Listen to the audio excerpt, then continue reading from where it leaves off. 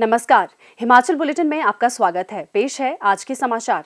दीनदयाल उपाध्याय ग्रामीण कौशल योजना के अंतर्गत रोजगार प्राप्त करने वाले लाभार्थियों ने मुख्यमंत्री श्री जयराम ठाकुर से आज शिमला में भेंट की।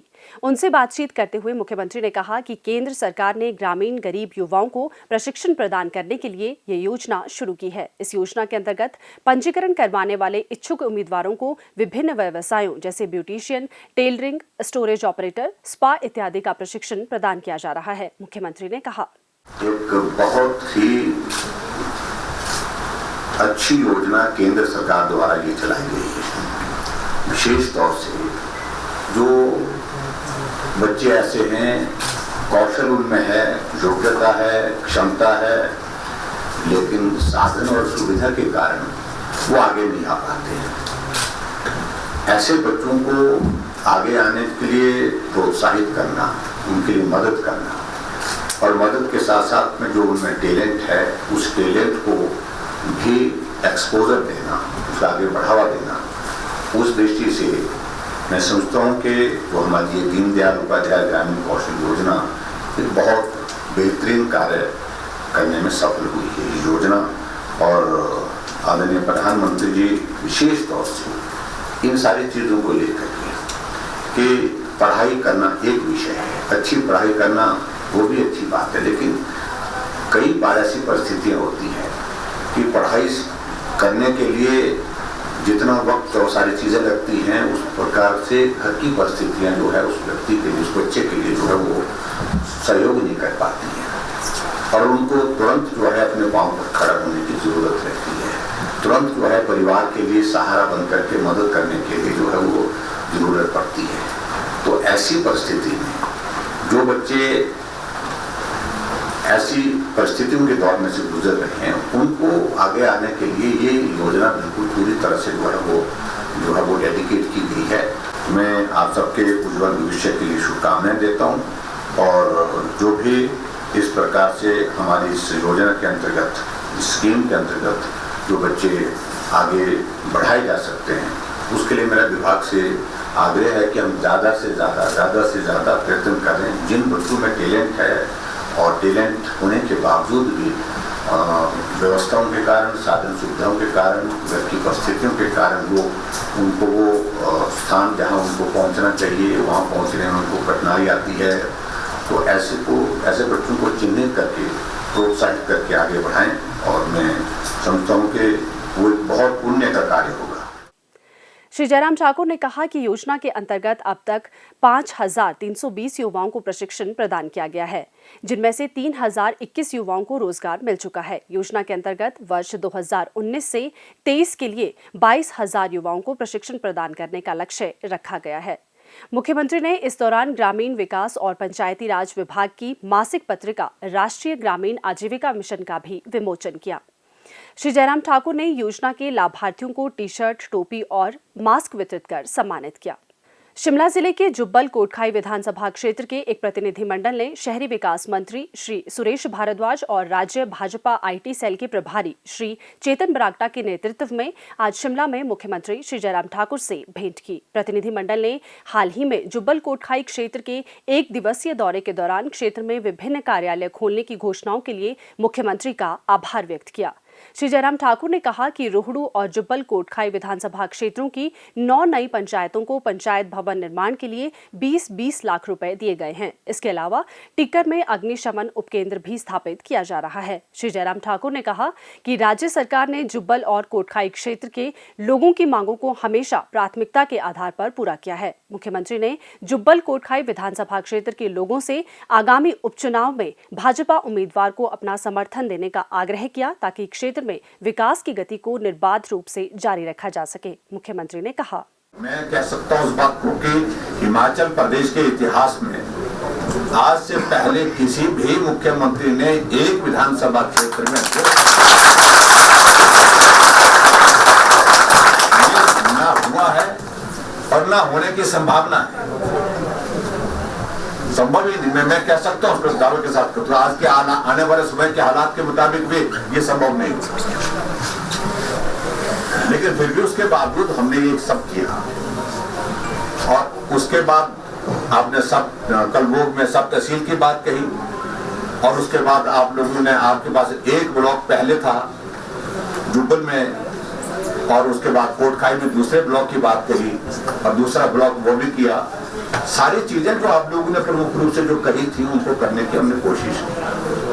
हमने अपनी भावनाएं व्यक्त की, क्योंकि बरागटा जी हमारे बीच में नहीं है।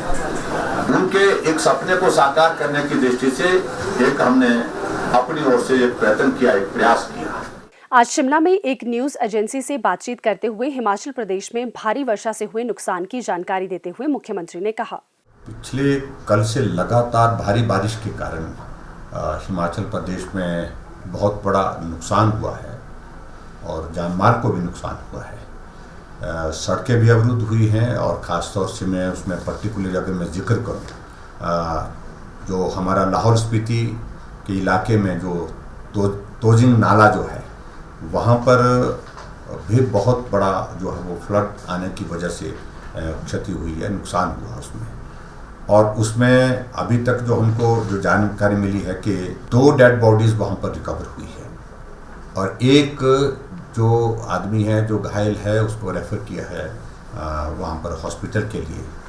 और जो आशंका की अभी तक उसको कंफर्मेशन उसमें होनी है, 8 लोगों की बहने की जो है उसमें जो है आशंका उसमें व्यक्त की जा रही है। आईटीबीपी के टीम वहाँ पर पहुँची है, और उसके साथ साथ में हमारे और स्थानीय लोग भी, लोकल प्रशासन भी, हमारा जिला का प्रशासन भी रेस्क्यू ऑपरेशन में लगा है। लेकिन और तफसील ऑफ डिटेल जो उसकी जो है आने को बाकी है। और जहाँ तक उसके अलावा जो है वो पूरे प्रदेश में लगभग 183 जो संपर्क मार्ग और 2 नेशनल हाईवे जो है वो अवरुद्ध हुए हैं। और उसके लिए मैंने डिप्टी कमिश्नर्स को सबको ये आदेश दिए हैं कि पीडब्ल्यू डिपार्टमेंट और दूसरे डिपार्टमेंट के साथ टेकअप करके जो सड़कें अवरुद्ध हुई हैं उनको रिस्टोर करने के लिए कहा कि उनको जल्दी से जल्दी रिस्टोर करें, और कोई आदमी अगर फंसे हैं तो उसको भी सुनिश्चित करें कि वो उनको सुरक्षित होकर के जो है उनको हम वहाँ से निकाल सकें। और उसी तरह से अभी तक जो है वो 24 घंटे में 3 लोगों की मृत्यु की खबर और 13 लोगों के लापता होने की खबर अभी तक हमारे पास है, जिसकी हम अभी तक पुष्टि कर पाए हैं। ऐसे में अभी तक भी बारिश लगी है, बहुत सावधान होकर के सभी लोगों को चलने की ज़रूरत है, काम करने की ज़रूरत है। और ख़ास तौर से मैं टूरिस्ट जितने भी हैं, मेरा उनसे आग्रह है, जब तक ये बारिश की जो चेतावनी दी गई है मौसम विभाग के द्वारा, तब तक के लिए वो अपनी मूवमेंट को जो है थोड़ा रिस्ट्रिक्ट करें, सुरक्षित स्थान पर ही बने रहें। मुख्यमंत्री श्री जयराम ठाकुर ने आज मंडी जिले के करसोग विधानसभा क्षेत्र का दौरा कर अशला व करसोग में लगभग 55 करोड़ रुपए की सड़क, जलापूर्ति, पुल और भवन निर्माण परियोजनाओं के उद्घाटन व शिलान्यास किए। अशला और करसोग में जनसभाओं को संबोधित करते हुए श्री जयराम ठाकुर ने कहा कि करसोग विधानसभा क्षेत्र में वर्तमान में 51 पेयजल एवं सिंचाई योजनाओं पर कार्य चल रहा है, जिन पर लगभग 77 करोड़ रुपए की धनराशि खर्च की जा रही है। वर्तमान सरकार के कार्यकाल के दौरान करसोग क्षेत्र में प्रधानमंत्री ग्राम सड़क योजना के तहत लगभग 42 करोड़ रुपए की लागत से 13 संपर्क सड़कों का निर्माण किया गया है। उन्होंने कहा कि क्षेत्र में नाबार्ड के तहत 36 किलोमीटर सड़कों के निर्माण पर लगभग 27 करोड़ रुपए की राशि खर्च की गई, जबकि राज्य योजना के अंतर्गत सड़कों व पुलों के निर्माण पर लगभग 16 करोड़ रुपए की राशि खर्च की गई है। मुख्यमंत्री ने कहा, हिमाचल प्रदेश में आप सबके आशीर्वाद से सरकार बनने के बाद जो बेहतर कर सकते थे हमने करने की कोशिश की है।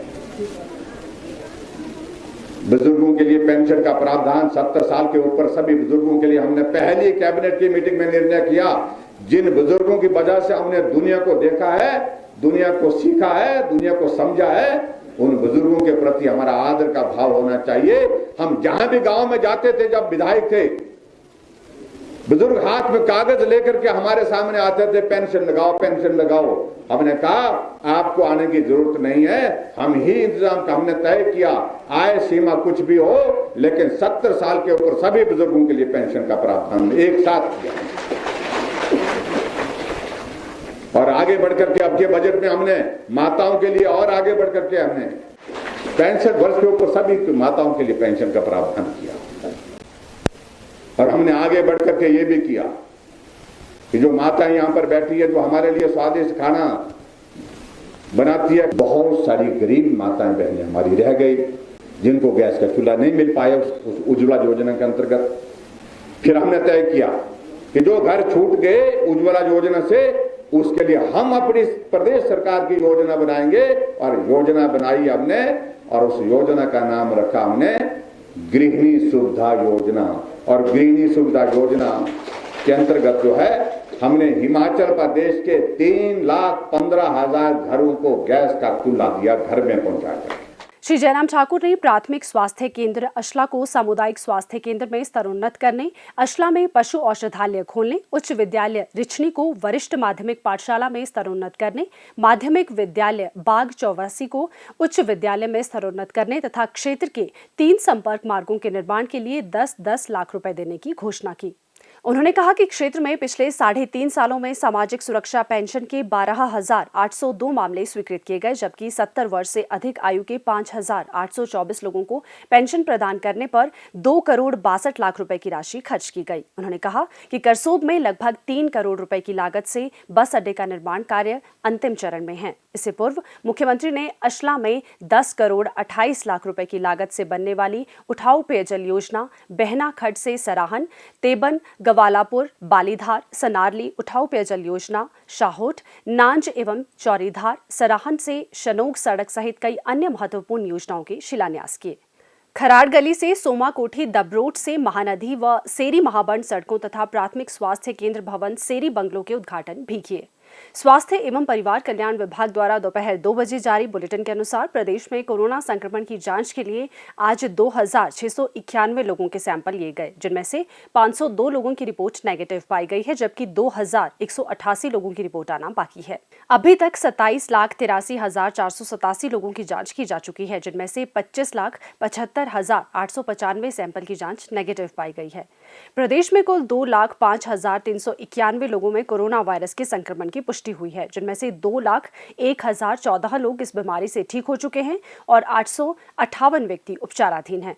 हिमाचल बुलेटिन देखने के लिए सब्सक्राइब करें YouTube channel DPR Himachal, follow करें ट्विटर @DPRHP, लाइक करें Facebook page information and public relations department Himachal Pradesh, visit करें वेबसाइट www.himachalpr.gov.in। इस अंक में इतना ही, कल फिर होगी मुलाकात। दीजिए इजाजत, नमस्कार।